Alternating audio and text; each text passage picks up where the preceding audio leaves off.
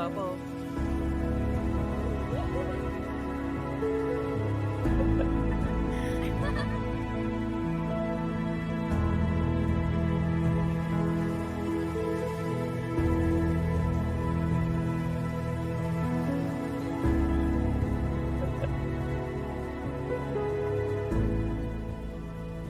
Miss ka na namin, Papa.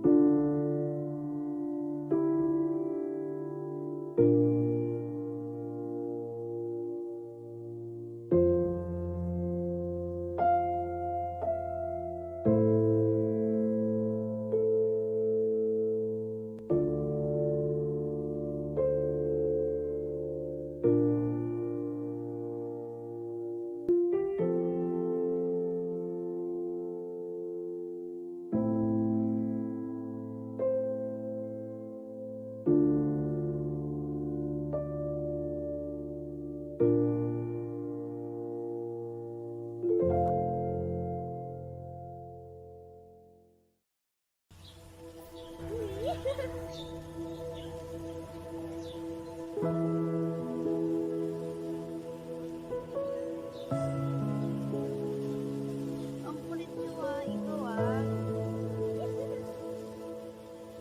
Paborito ka ni Daddy.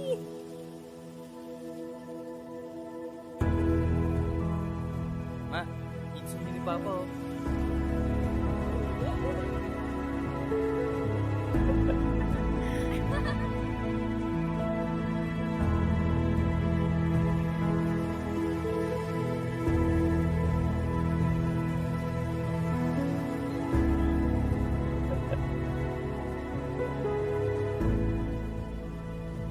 Miss ka na namin, Papa.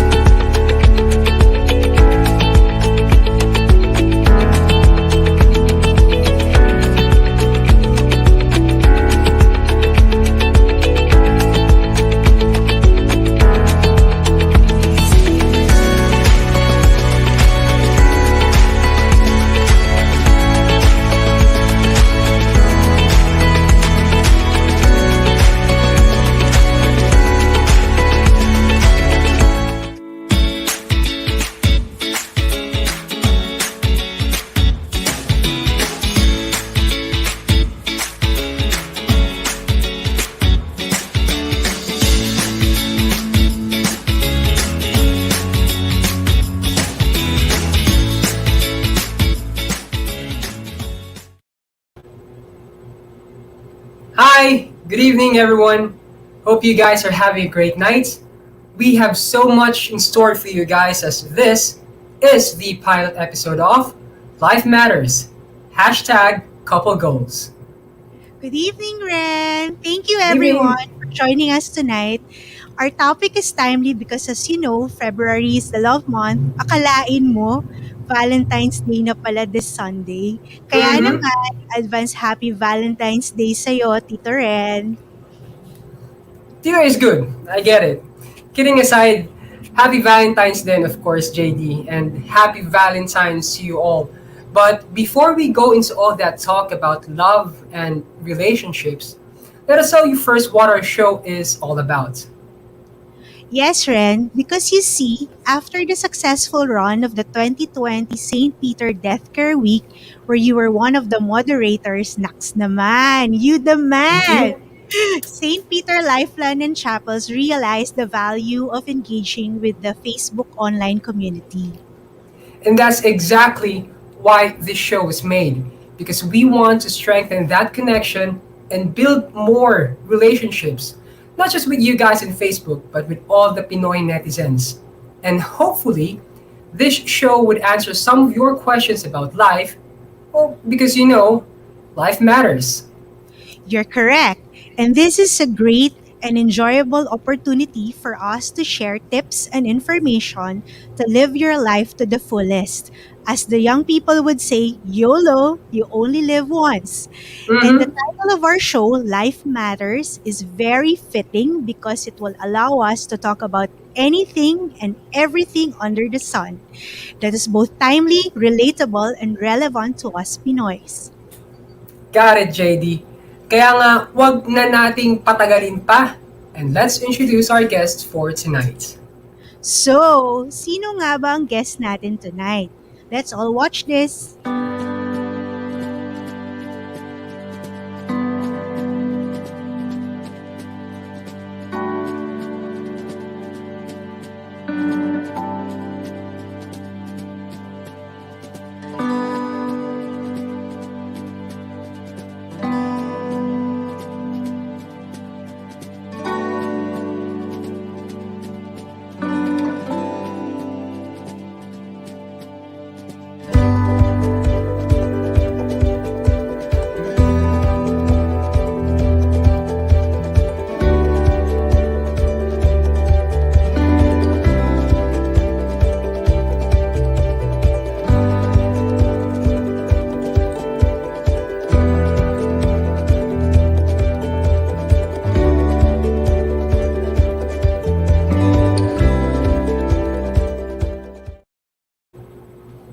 What's up, Brother Robert? Welcome to the show! Woohoo! I don't feel like it's the pilot episode because you guys are real pro. Banges! Hi, brother. Congratulations! I like the color of the shirt. Ang sabi ko nga po kay Ren kanina is very exciting ang topic natin for the show tonight because as I said, February is the love month and we can all feel the love despite COVID. Kaya nga po, I wanted to ask you first. So in your long years of marriage, what is your marriage goal? Or is there even such a thing as a marriage goal? Okay, marriage goal. I connect with one expert, relationship expert in the US. I forgot the name of the author. I think it's Norman Wright. Norman Wright said that next to your salvation is your choice of a spouse. So this is the holiness of having a married relationship for those who are called to get married. And kanina, I was mentioning a while ago backstage, the one who helped us through all the questions were our daughter, 11-year-old daughter, Cerise. And we realized that what she's saying is right. The ultimate goal, there is such a thing, is really being united with God, connecting with God, and growing together as a couple under the grace of God. Yes, it is a love triangle. Yes, it is. And it's a journey of growth. Our God is always biased for growth. So walang ibang goal kundi paglago bilang mag-asawa, paglago as individuals. Yes, even as you pursue your goals as couple, You're growing also as individuals and also growing a family under the grace and mercy ng ating Panginoon. Agree, Brother Obet. Ngayon, bro, pagdating sa goal na yan, can you give me an example when that goal may change? Okay. Ang ganda ng tanong kasi I'm, as you can very well see in the introduction, I am now a transformative coach. Actually, noon ko pa naman ginagawa yan. But somebody told me, Brother Obet, what you do as a ministry, you can also do as a profession. So, one of my coachee, yung hindi coachee is the person you're coaching, was telling this person na we must respect the episode, parang Netflix lang, the episode of growth of every person. Merong growth iba-iba. So, it changes, of course it does. Kasi I believe we will go through a lot of crisis instead of this pandemic. Nung bata-bata pa tayo, I believe there's such a thing as identity crisis. Yan ang struggle ng youth. Not so much on the gender crisis, but identity. Sino ba ako? Ano ba ako? Will I be a good guy or a bad guy? Will I be a good girl or a bad girl? Because good girls, they go to heaven. Bad girls, they go everywhere. Yung mga ganyan. Tapos pagdating ng mga edad na 20 plus, ito nakaka-relate na kayong dalawa kasi 20 plus. Ang tawag dyan, quarter life. Iba din ang mga goals ng quarter lifers. Then the crisis that they will go through is called comparisonitis, competitivitis. Everything in competition, everything in in comparison. Magkano na ba kinikita niya? May jowa na ba siya? Ganon. Pagdating sa atin, sa amin na, di kayo kasali, midlife, ayan, iba rin. Because pagdating sa midlife, aside from growing your family and focusing on your goals, papasok din yung mga internal conflicts Tas, kaya meron tiyang na midlife crisis. Tapos, prepare din namin mag-asawa. We went through it already. God is good. And then, susunod na episode na doon ay tinatawag na matagal pa naman kami doon, empty nest. Pero sabi ng kaibigan ko, pare, nagsisimulang emptiness pagka hindi na sa inyo tumutuloy ang mga bata dahil nag-aaral na sila. And this same kumpare said, bro, buti nag-pandemic, study at home na sila, balik na sila dito. So what I'm feeling is emptiness. Emptiness kasi is when the kids graduate or they pursue their career. And wala akong term for the last part, di naman ako psychologist, but I wanna call it pre-departure area. So you must set your goals to really battle with the crisis inside every episode or stage in life. So it will really vary depending on what part or what episode you are in this beautiful journey called life. So what you're saying is it's something that evolves. Yeah, you said it. Pare, expound mo nga. Ganda. I reminded you before the show. Okay. I'm keeping it like part of the bargain. But I think I will connect with your word. People will see revolutionary changes in people. Like kayong dalawa, people look up to you as models. Pero they don't see what we've been through. I think revolutionary success or levels in life will come from the evolution of changes, of fluctuation, of crisis management, kasama But all people would see would be the 25% of the iceberg, quote unquote, because everything is submerged. So, Brother Obet, on another point, kasi di ba you talked about your goal as a couple.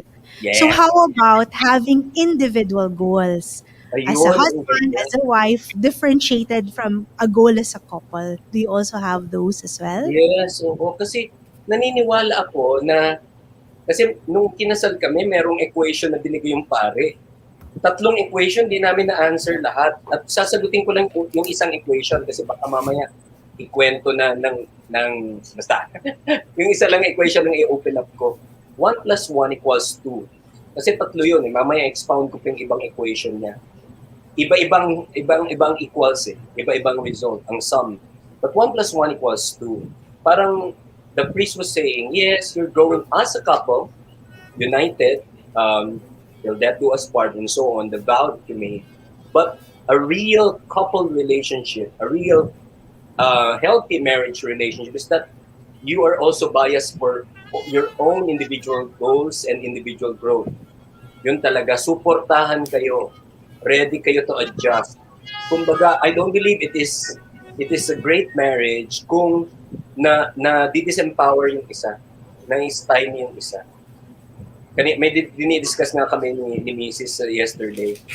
Many young people, like single people, they are dreaming about a person to get married to with great personality. Alam mo yung malakas yung arrive. But you see, the part and parcel of having a strong personality, strong din pagkatao niya, magdidebate kayo all your life. Alam mo, that's what marriage would bring it. My priest friend again would say it will multiply whatever is there 10 times. Yung kabutihan multiplied 10 times when you get married. Yung angas 10 times when you get married. So, you will manage that. Nag-grow ako, nag-grow siya. What we learn in the office, the win-win, also applies at home. Win ako, win din si Mrs. Agree. Brother Obed, alam mo, as people have personal goals, no, are there times when the personal goal of the husband or the wife or the boyfriend and the girlfriend interferes with the goal as a couple? But before you answer that, let's have a quick break and see you guys later.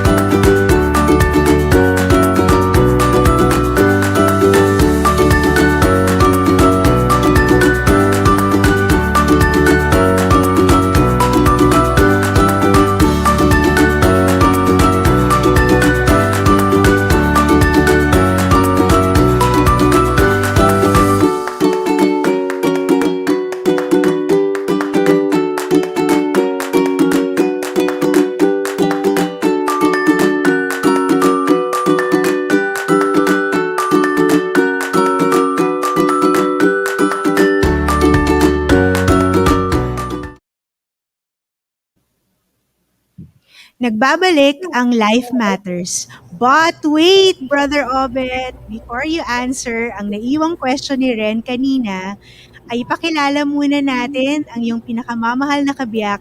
Hi, Sister Joy! Good evening po! Hi, good evening everyone. I'm happy to be here. Kahit napipilitan ako. The joke lang. Full support to Yes. my husband Kailangan and of sundin mo course ako. to our St. Peter community. Yan, God is good. Inang. Inang Del, good evening. Hi, Sister Joy.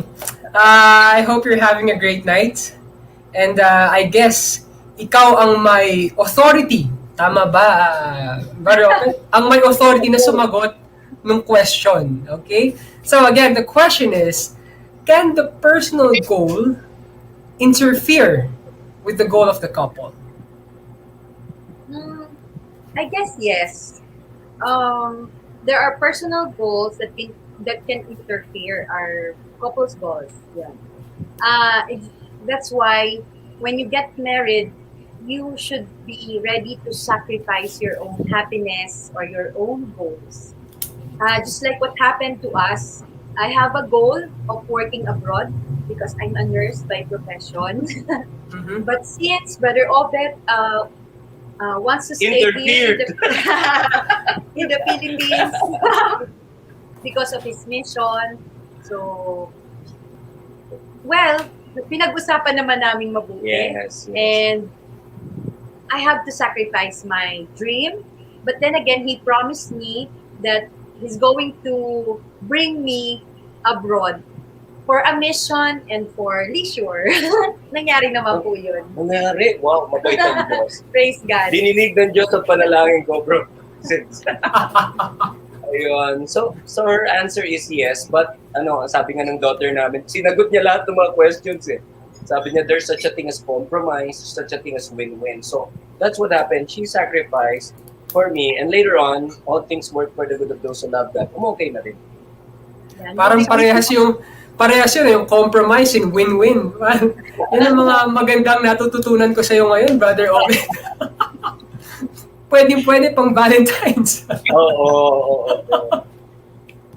So I guess my next question is, what if po, kasi in your answer, you were able to resolve the differences, kumbaga you had compromise.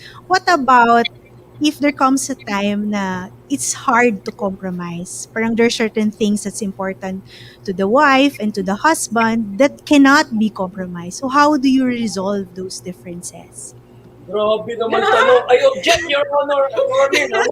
Inisip ko agad. Ay, what if it's hard, di ba? So what do Sabi ko you na do? nga ba, may cross interrogation dito. Anyway, sa You amin, better use the right words, Brother Obet, ha? Look at Sister Joy at your back.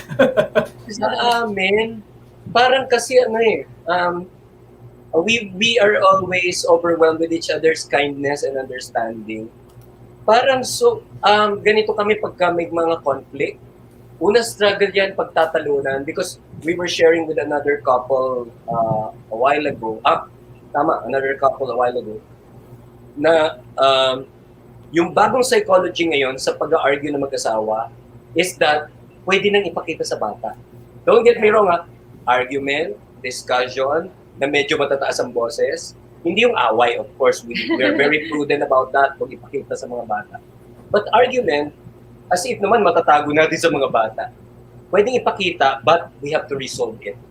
We have to resolve it in their presence. I guess, yun ang aming answer. Meron eh. We asked our eldest, si Robbie, sabi ko pala, anak, hindi ka ba nag-worry na nag-aaway si mommy and daddy in front of you? Tapos naririnig mo pa, minsan nagsisigawan kami, ganyan. Tapos sabi niya, hindi mom. Sabi niya, bakit? Kasi alam ko sa settle niyo rin yan eh. So parang ako din, nakita ko yung advantage na nakikita nila that you're fighting because it's normal for the couple to fight. Ganyan, na magkaroon ng argument. But then, it should be settled in front of the children also. Yes. Para at least alam nila na, ganun pala dapat pinag-uusapan. Nakikita nila, magtatalo kayo, and then later on, bababa yung boses nyo. Tapos pag-uusapan nyo na ng lower tone. Tapos yun na, mag-okay na. Tapos hanggang sabihin nyo, ay settled na, wala nang away. Parang ganun na. Parang that in effect gives an example sa children. No? Yeah. Kasi ang lumang parang ang lumang teaching dati talaga is wag mo ipapakita sa anak mo na nagtatalo kayo, you're arguing, no? That's something na I think many don't know na it's okay for you to fight, or argue rather, for as long as you have to settle it afterwards. Yes. It's setting a good example to them. Yes. So I think as a follow-up question po, Brother Obet and Sister Joy, kasi di ba there are two schools of thought. One school of thought would say, you don't go to bed when you're angry at each other. That's one side, right? And there's another side that says, time out muna, wait for everyone to cool down and then talk about it.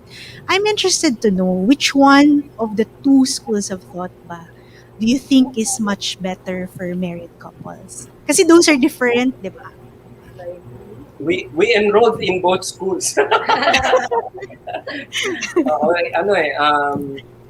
Case-to-case basis. So, basta ang rule namin, never to sleep without settling the concern. Mahirap kasi I read from a psychology book that there's something about unsettled couple argument that would go to the subconscious, which will make you hate the partner each passing day. Ayaw namin mangyari yun. Kasi we bow to the Lord that we would love each other, support each other. So yun talaga pinipilit namin na isettle talaga. Saka hindi ka makakatulog, di ba? Parang ang hirap kasi yung katabi mo, hindi kayo okay. So talagang sinesettle namin yun. Isa yan sa principle ng marriage namin na never to sleep ng magkaawa. Tsaka yung sinasabi kanina ni Attorney Justin, may dalawang klase daw ng behavior ang couples pag nagigera. Yung mga rhino, sugod ng sugod. Rhino, susuwagin talaga. May mga hedgehog. May kausap kaming Mr. kanina. Yung misis ko ganyan, nagtatago, tumatakas. Pero pagbalik daw, ready na makipagkwentuhan. Kami, rhino parehas. So kung walang grasya ng Diyos, talaga magkakasakitan talaga. Oo, pero,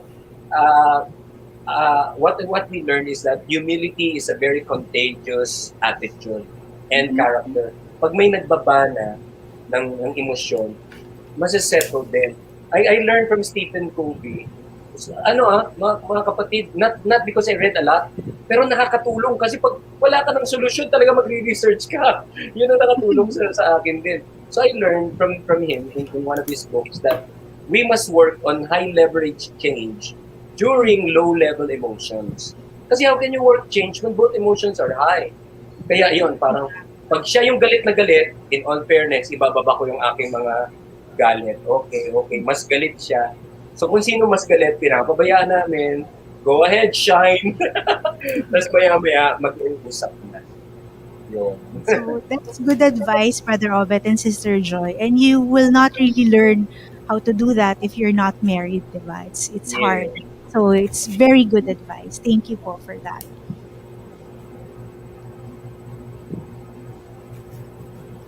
There's a question here. What is the role of the husband and the wife in attaining marriage goals? And in the case of non-married couples, what is the role of the man and the woman?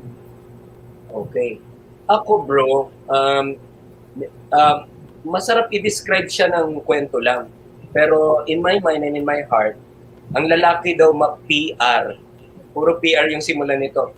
Provider, protector, preserver, saka prayer warrior. Yun ang mga Medyo goals. marami yun. Ililista ko nga lahat ng PR na yan. Dandahanin mo. Yung unang PR natin, pare, provider. Provider. Provider. Noted. Kasi, life is a big workshop. We work, they shop. Kaya yun, provider. I am so convinced that you are prepared for Sunday. I am so convinced. What's the next PR? What's the next PR? Give me those PRs. Protector because of any harm outside. It could be harm of emotion. It could be, ang dami ng toxic na tao ngayon. There are harmful people. There are abusive people. It's the role of the husband to protect. Against COVID also, siya na lang kasi inertia. Next would be preserver. Preserver of what? Preserver of values inside the house. Siya dapat ang tulay ng pagkakabati. Ang magkaaway, ipagbati, gumit na, parang ganon. That's last is prayer warrior. Wala. Pag hindi mo na kaya, talagang tatawag ka sa Diyos. Because I believe that the dad is the high priest of the house. Siya naman magsasalita.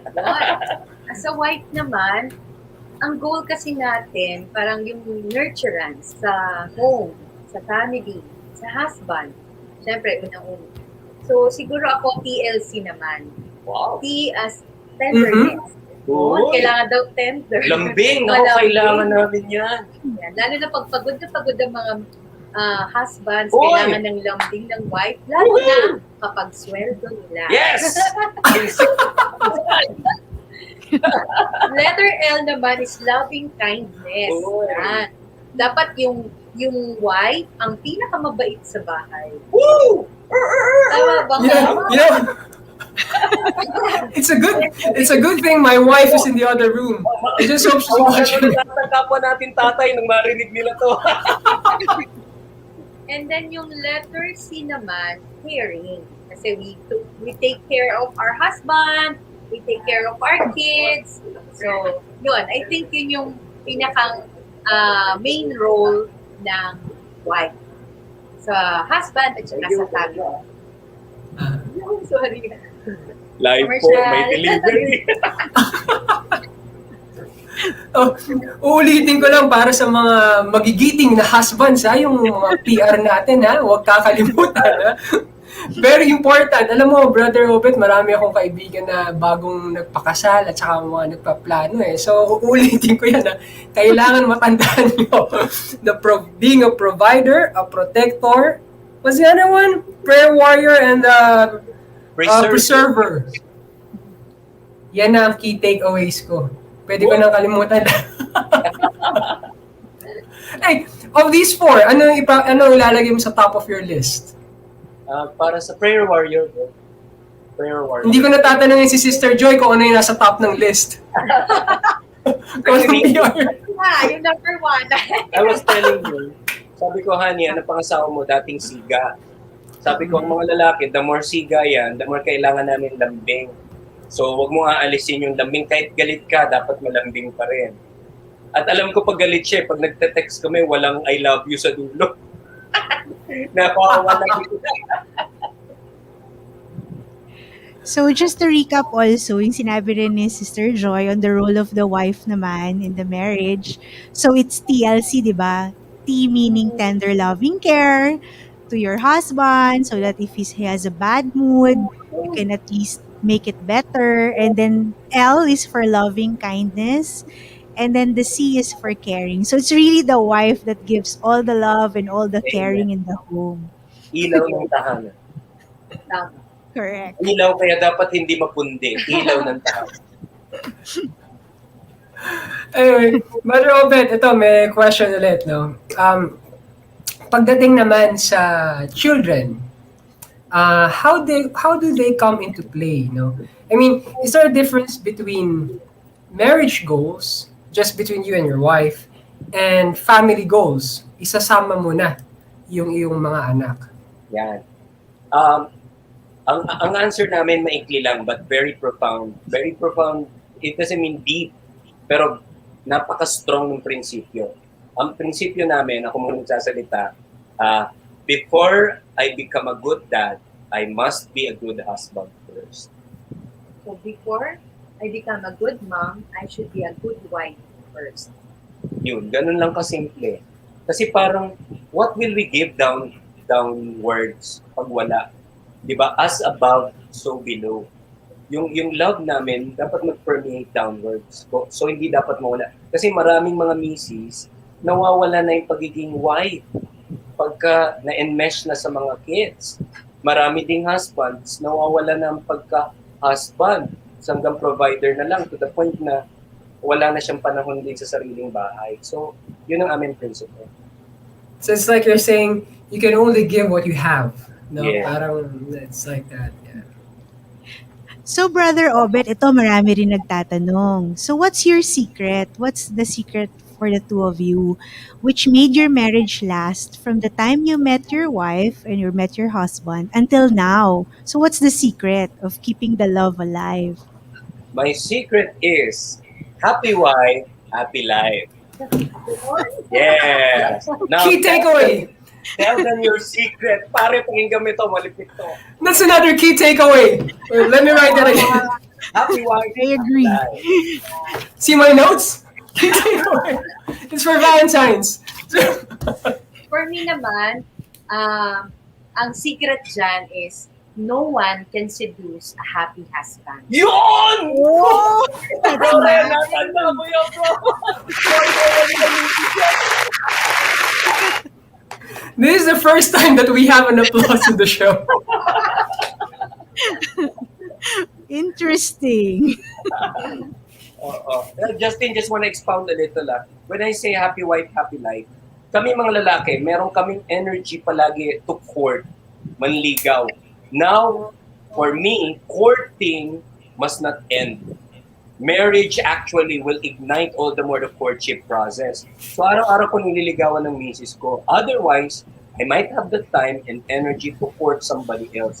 Kaya maganda yung energies ko to court, dapat sa misis ko lang. Kahit na minsan di niya ako pinapansin, alam mo yun sasawa na yung gano'n. But tuloy pa rin, kinukulit ko pa rin siya. Kasi ang sarap bang ligawan sila. Yung kasi ang ganda-ganda niya, di ba? Kaya bagay kami, maganda siya, mabait ako. So, makita ko lang yung twinkle ng mata niya, yun ang happiness ko. Ngumiti lang siya, tumawa siya, yun ang goal ko. Ganun kababaw yung goals ko every day to see her smile and just to hear her laugh. It's like a foretaste of heaven to me. Ang sagot ko dyan, #sana all.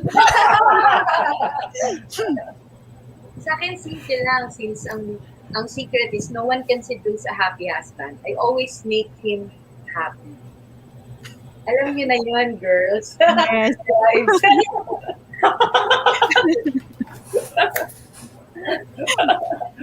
Bakit bigla kang napatawa ba? Kasi masaya. Yeah, kasi parang siya Yeah. coffee. Yes, yun Pinagsiserve yun. Yeah. Yeah. At least we're just being clear. Para parati siyang excited na uuwi. Kasi may naka-ready food for him, may brewed coffee. Yan. Tapos lagi ako nagjo-joke sa kanya kahit hindi ko alam kung kahit corny yata, tinatawanan niya lang para happy pa rin siya. And it's a given, Erin and Justin. She doesn't love coffee. There was a time she hated the smell of coffee, but she will do it because she loves it. Wow. Wow. Wow. And Brother Ren, kasama na din po yun. Siyempre, we're all matured here. That's why it's Of called. course. Kasama din po yun. That we should make our husband happy and satisfied. Thank you, Jesus. Where's the camera? Alright. Ang ganda ng smile. Ito, Brother Obet, I know that you guys answered this kanina, no? But baka may maidadagdag pa kayo, no? Kasi this question, palaging maraming nag-aabang dito, eh. Kaya kaway-kaway, lalo na sa mga bagong kasal, no? Kaway-kaway, Mr. Dave, Abuel, mga bagong kasal. How should arguments, ito, nasagot mo na kanina, but maybe you can expound on this one. How should arguments be handled? And Buti na ng ulit. is there a best way really to overcome it? Okay. Ganito yun. There are such a thing as conflict of principles and conflicts of preference. Pag preference lang, ay ang kausapin ko ang mga magigiting at mga machong haligi ng tahanan. Natakot sa mga anay ng haligi. Anyways, ang mga haligi ng tahanan, huwag niyo nang patulan si Mrs. pag conflict of preference lang. Kulay ng bahay, kulay ng kortina, saan pupunta, anong oras, and so on, anong papanoorin. Minsan, ang bababaw ng pinagtatalunan. Conflict of preference, I let her win. But conflicts of principle, talagang I fight to death. At binibiro ko siya, minsan lang naman yan sa isang taon, mga 2 beses. Pero pag prinsipyo na talaga, she listens. She knows when I'm arguing for a principle. Kasi nga as the preserver of the home, kailangan alam mo yung mga core values. Nga pala, just to share, the core values, ang bait ng mga anak namin, sila naghanda ng aming 18th anniversary nung pandemic, June 1. So they arranged they arranged the veranda. They made it beautiful. They made it romantic. Kumakanta pa si Kuya Rob ng romantic music. Si Reese nagpa-activity sa amin. Tapos pinabayaan nila kami. And we were able to form our core values just to share. Ang naging core value namin ay Number 1 is simplicity. Number 2 is sincerity. Number 3, synergy. Number 4 is symmetry. And number 5 is spirituality. Yun, na-form namin yung aming core values. So speaking about goals could change every day, like yung day-to-day goals mo. But if the core values are strong, it will always guide you into the proper decision-making process. Well, yung symmetry, baka people would wonder, ano yung symmetry? Balance. Kaya nga sinulat ko yung libro na balance is power. Yung balance, naririnig ang opinion niya, naririnig ang opinion ko. When we decide ngayon na 11 na si Reese, yung bunso, at 16 na si Rob, kasama na sila sa symmetry. We decide as a family. So, Brother Obet, on another point naman, is there really a marriage that's bound to fail from the start? Parang kakaumpisa pa lang mukhang di na talaga to magtatagal because it's either the couple are incompatible. So, ano po kaya ang opinion nyo on that one? Oo. Naku, buti na tanong mo yan, attorney. Kasi, meron talagang alam mo yung sinaunang mga beliefs na, pakasalan mo yan, ganito and ganyan. Mhm. We realize as we journey along the way, meron talagang hindi meant to be. In the first place, inarrange ba yung marriage? Nagkaroon ng unwanted pregnancy? You cannot solve one problem with another problem. At saka yung compatibility, wino-work yan. Wino-work talaga. We believe in relationship drift. It will drift apart if it's not cared for. Minsan it's called relationship drift. Minsan it's a one-man thing, like yung husband lang yung nag-take care. May mga ganun ngayon, walang pakialam yung wife or yung mom or yung mommy lang ang bahala sa yung nanay na, tatay na. So some things are bound to quote-unquote fail.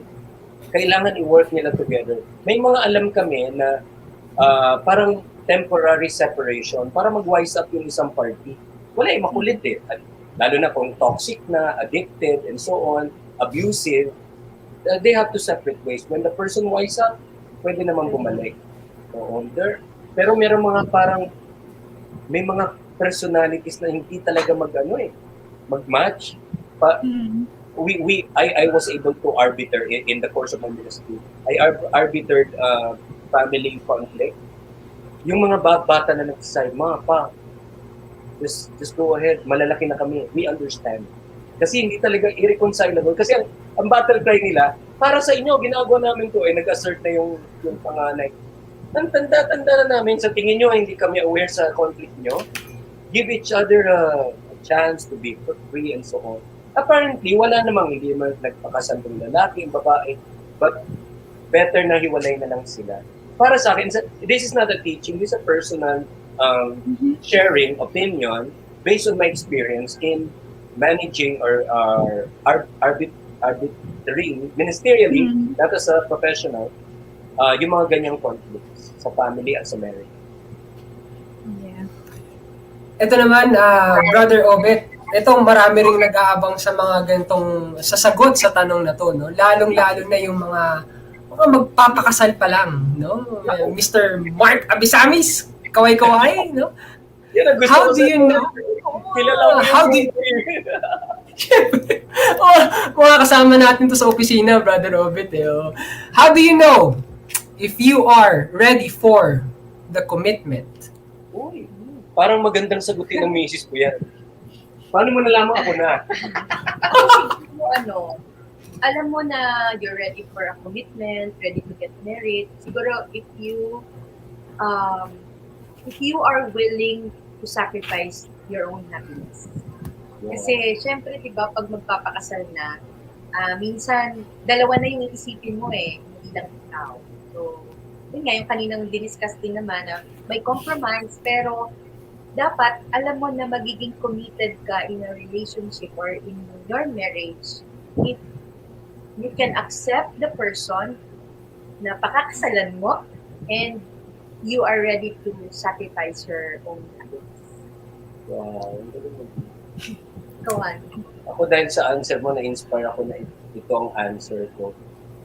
When you are ready to let go, I believe that every episode of life is an empty canvas para tayong painter. In fact, this is triggered by one memory that we have. Nung we're back to reality, nag-honeymoon, balik na sa reality. 2 a.m. gising siya. Sabi ko, ba't ka gising?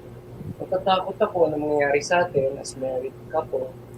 Ikaw ba? Ikaw kasi hindi ka natatakot. Sabi ko, takot din ako. Di binatukan niya ako. Kala ko wala kang takot. Sabi ko, sabay yung takot at excitement. Sabi niya, bakit? Kasi para sa akin ito yung marriage. Life is an empty canvas, tabula rasa in front of you as a married person. And then you painted it with your own colors as a free person. Malaya ka Malaya mo, kahit itim pa yan, hula, bahala ka, graffiti, kung gusto mo.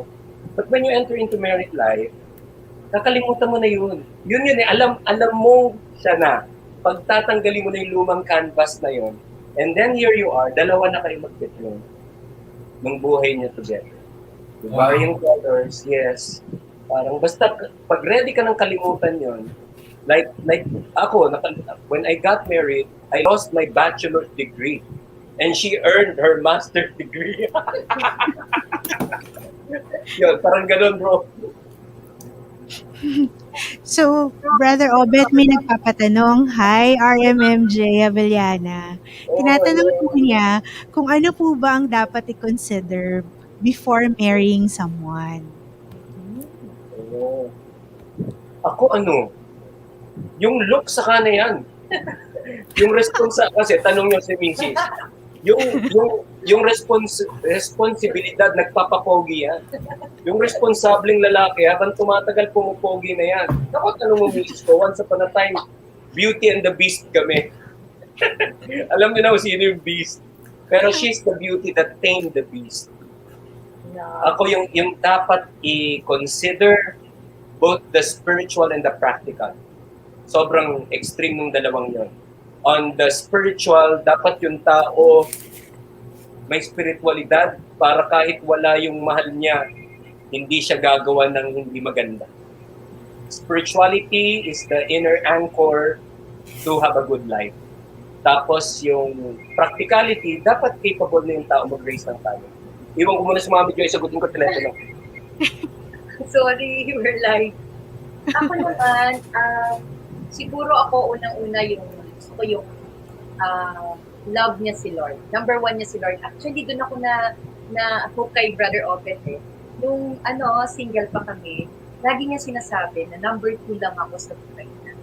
Sasabihin niya, sabi ko, bakit number 2 lang, hindi number 1? Tapos sasabihin niya sa akin na, kasi ang number 1 ko si Lord. So, pag si Lord ang number 1, ako ang number 2, wala nang number 3, 4, 5, 6, diba? So, isa yun sa nagustuhan ko sa kanya. Second, nung na-meet ko siya with his mother, with his parents, pero nakita ko kung gaano siya kalambing kay nanay. Si nanay yung tumawag. Tapos, hahalikan niya, kahit in front of me, ganyan. Tapos, kumusta ka na? I love you na. Yung saga, I love you sa nanay niya.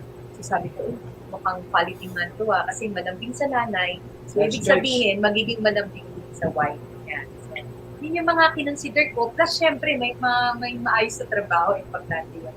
Kasi para sa future naman. Practical na. Yeah. Now, since you guys mentioned practicality, no, when it comes to money, should money really be an issue? Ano ba?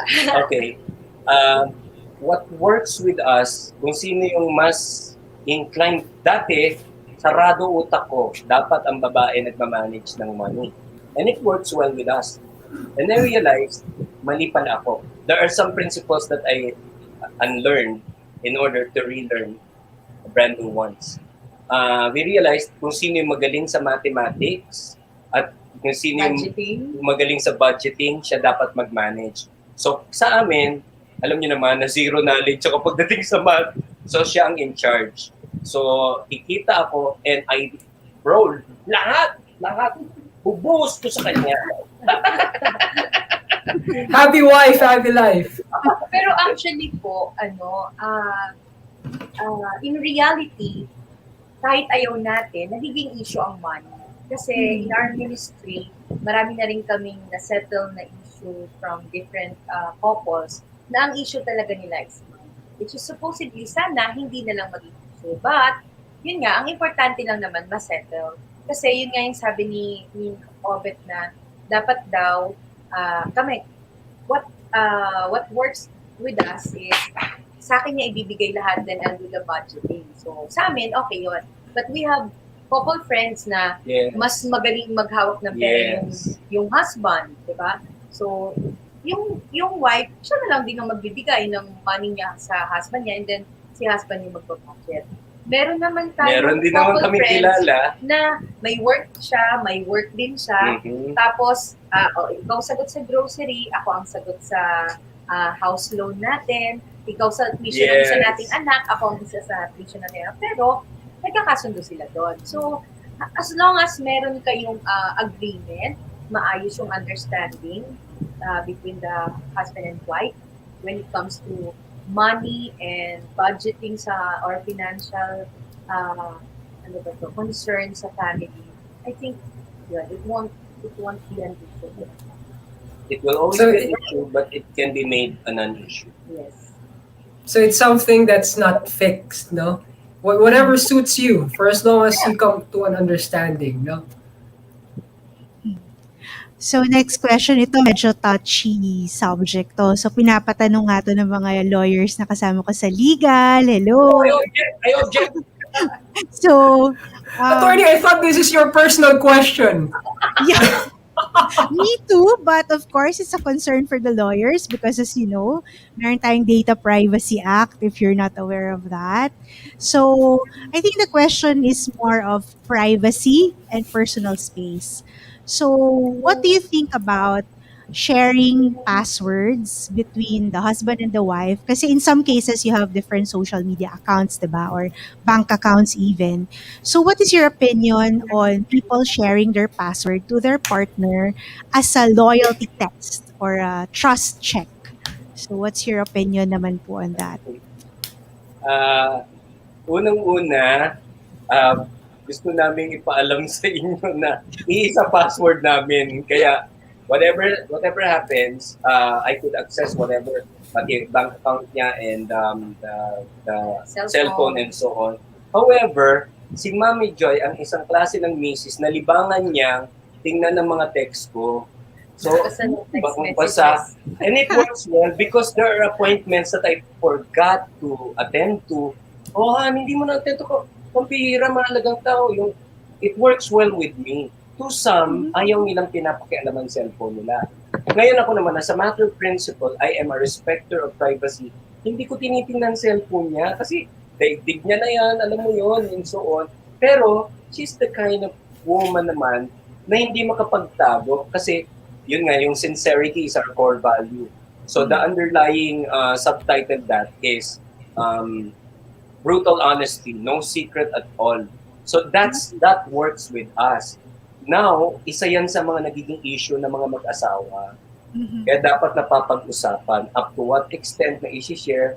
Kasi alam ko, bakit naman matatakot i-share yung password and so on? Wala namang sikreto or walang... Well, for me, ayoko talaga ng hindi ko alam or hindi ko naman siya inaalam pero mas maganda pa rin that you are both honest with one another.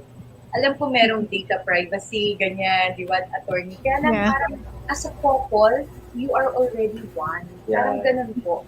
And tingin ko lang, siguro,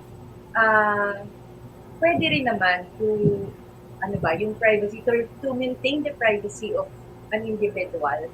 Siguro, sasabihin mo din siguro sa wife mo na, ay, may nag-text sa akin or ganito, pero parang yung kukunin mo yung cellphone ng sikreto, yung ganon, parang hindi po okay yun. Or, can I check your cellphone? Can I read your messages? Ako talaga, tama si Nani.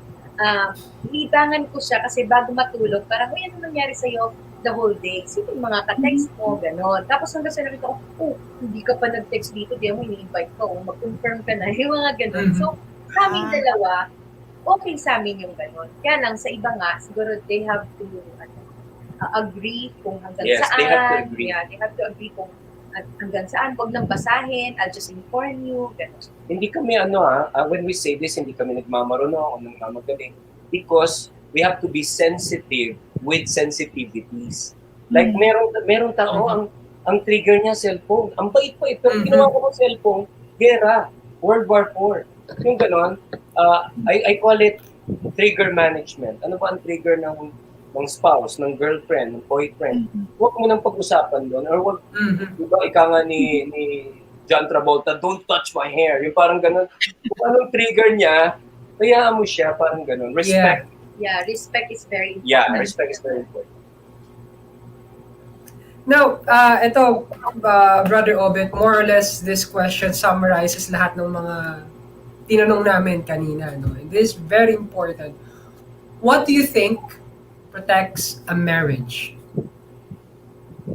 What protects a marriage? Again, I want to complete the equation that I was sharing a while ago. When we got married, we have a priest friend. Binigyan kaming tatlong equation ng marriage. Hindi namin nasagot lahat. 1 plus 1 equals? Sabi namin 2. No, 1. Because the 2 shall become 1. For better or for worse, in sickness or in health, till death do us part. You signed up for that. So makakalimutan mo na yung mga selfish beliefs and persona mo because you will be one. So tanong uli siya, 1 plus 1. Then ang sagot namin, what? No, 2. Kahit together na kayo, you have to help each other grow. I believe that I love you means loving is letting go, letting grow, and letting glow. Para sa akin, yan ang pag-ibig. If you cannot love enough to trust, then don't love at all. Loving is letting go. Loving is letting grow. Ang direction ng love, pinapag-grow mo yung mahal mo. If the love doesn't stifle the growth of the person, hindi love yon. And loving is letting glow. You are in the right relationship. When you look at the mirror, you look better. You're in the right relationship. Pumogi ka ba? Gumanda ka. Kasi pag mukha ka bruha na, o kaya nagmukha kang impacto, baka you are in Something's the wrong. wrong. Yes, something's wrong. So yun. So 1 plus 1 equals, first is 1 plus 1 equals 1. Next is 1 plus 1 equals 2. At last but not least, 1 plus 1 is equal to 3. the answer. Which Mas means masaya. si husband, si wife, and si Lord. God should be the center of our relationship. I think yun yung answer namin na sino ba yung protector ng marriage or ng relationship? It is the Lord. At saka on the practical side, I don't wanna miss a thing. On the practical side, that's the spiritual side. The practical side is this. I learned it the hard way. Mapusok ako na tao eh. So she balances me always. So a couple, lalo na yung getting married na or going towards that, or married na, must learn 2 things. Personal boundaries. Okay? It means other people's boundaries. Hanggang dyan lang. Okay? At usually, husbands, lalo na yung mga gwapo, magpaprotekta ka sa misis mo. Wear your wedding ring so that people will know that you're happily married. So yon, personal boundaries. And number 2 is crucial conversation. Wag yung may palaisipan. Kung kailangang pag-awayan nyo, quote and quote, ang bagay-bagay, ba't nagbabago ka na? Ba't asal binata ka? Ba't nagpapakyut ka? Ba't nagpakulot ka? Kumbaga, ang tunay na, hindi, diba, parang wala kayong pakakawala na conversation. It's called crucial conversation. Because a thought that you hide under the rug will come out in uglier, smellier way. Kaya dapat iskuran nyo na kagad, pag-usapan, bring it out in the open. Hindi kayo magkaibigan at hindi kayo, because first and foremost, friendship, marriage is friendship. Hindi tayo magkaibigan kung merong issue na iniiwasan natin. So those 2 things on the practical side, personal boundaries, bantayan kayo sa isa't isa, and crucial conversation. Pag-usapan, pati yung mga mahirap pag-usapan. Thank you po for that. So now we received po some video questions about our topic today, and we hope that you can help us answer some of them. What are your top 3 advices to newlywed couples on how to keep their relationship strong and healthy?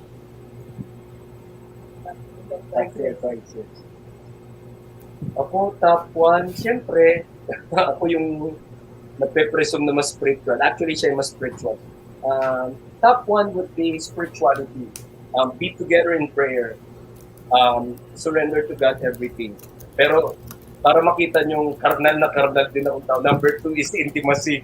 You must be healthy with your intimacy also. Number 3 is friendship. Dapat you're the best friend of your spouse. Galing. That's our answer. Yes. Hi, good morning, Brother Open.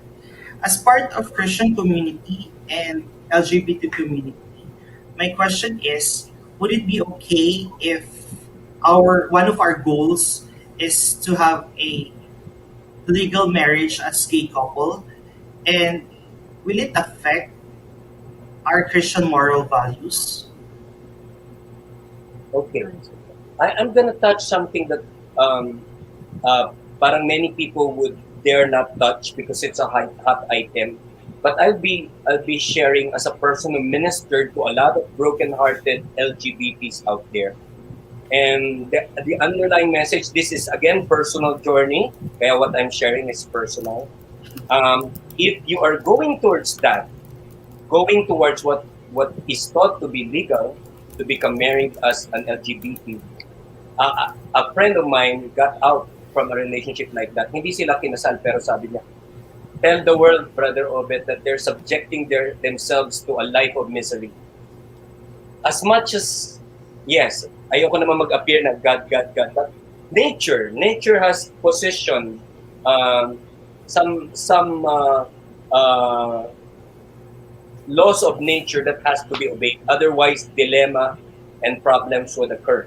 Tingnan nyo, yung mga pinagbabawal supposedly na intimacies, it gave rise to diseases that until now cannot be solved.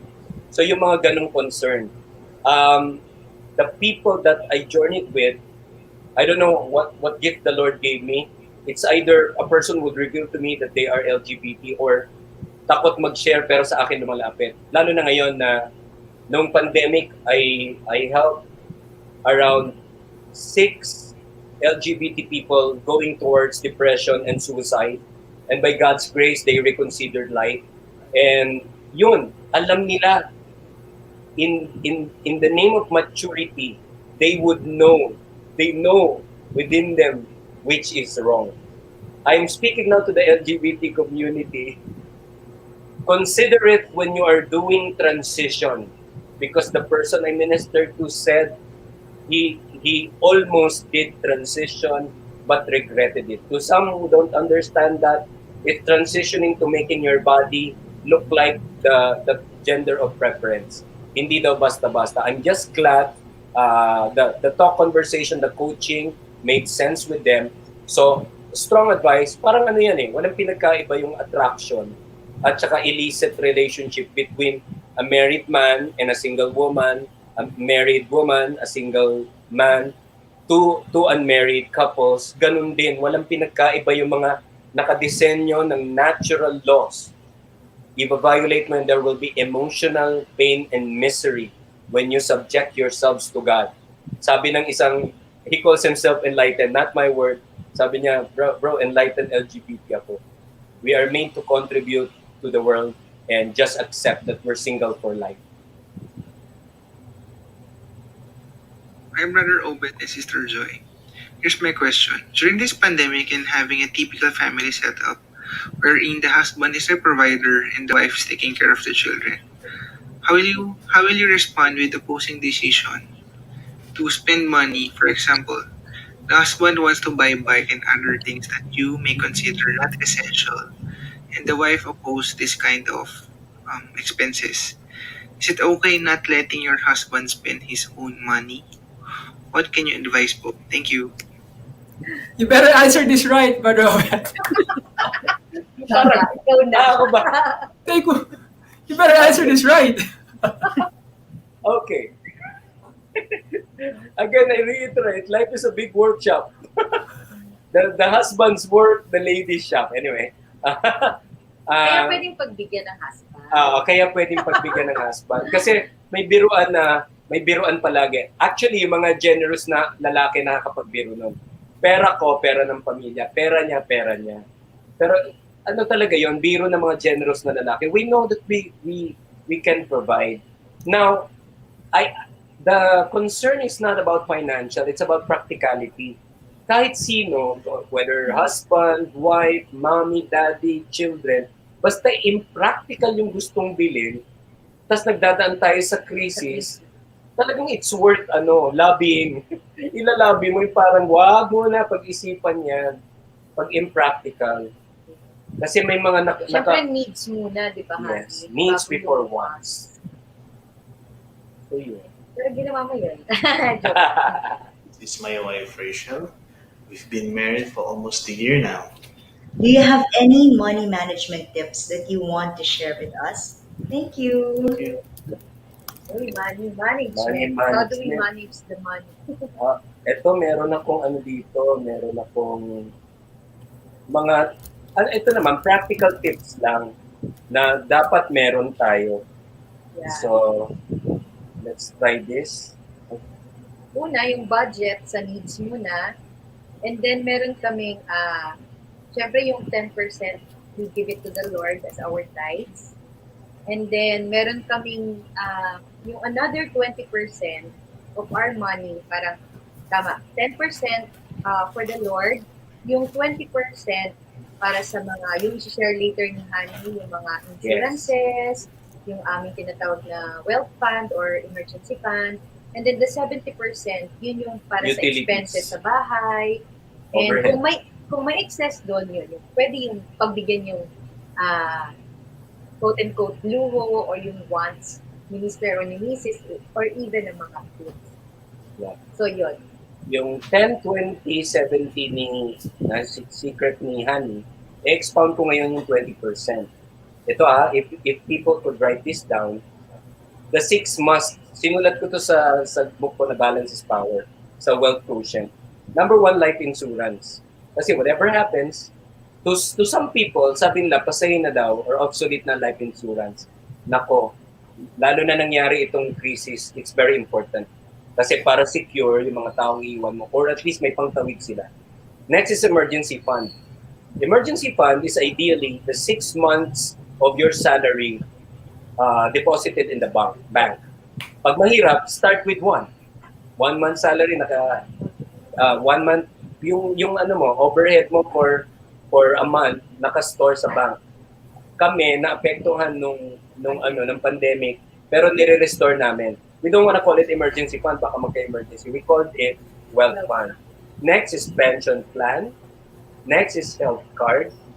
Next is educational plan. And the last, memorial plan. Oh, napakahalaga niyan para kumpleto because the most stressful time that a person could experience would be the death of a loved one. Hindi ko na sabihin kung sino ang best death care company, but we're secure. We have all that. Awa ng Panginoon. Thank you so much, Brother Obet, Sister Joy, for those insights.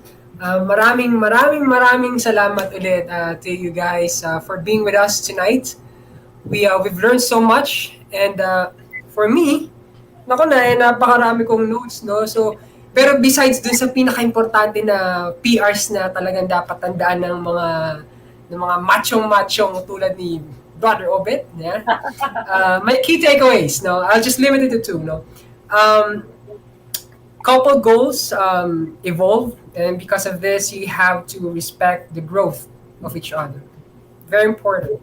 And then the other one, yung mention ni Sister Joy kanina na you should be ready to sacrifice your personal goal for your goal as a couple, for you guys to grow. So I guess those are my key takeaways for this session. How about you, JD?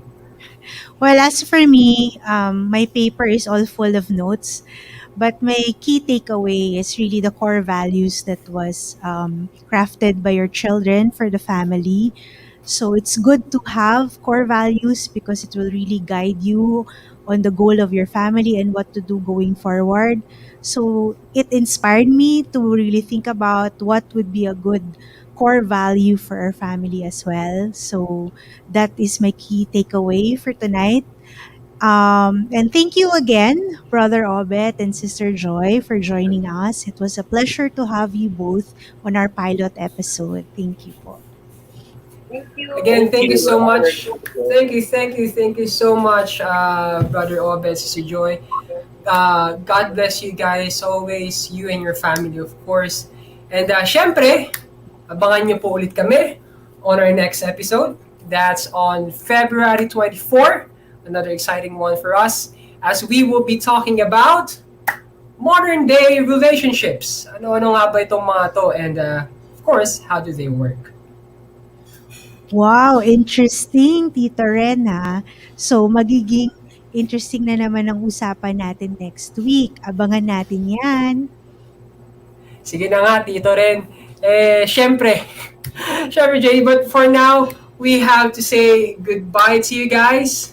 Thank you so much for joining us. This is Ren Agawa. And this is Attorney Justin Legaspi Buduan saying, God bless, stay safe, mask up, because Life matters. matters. Good night.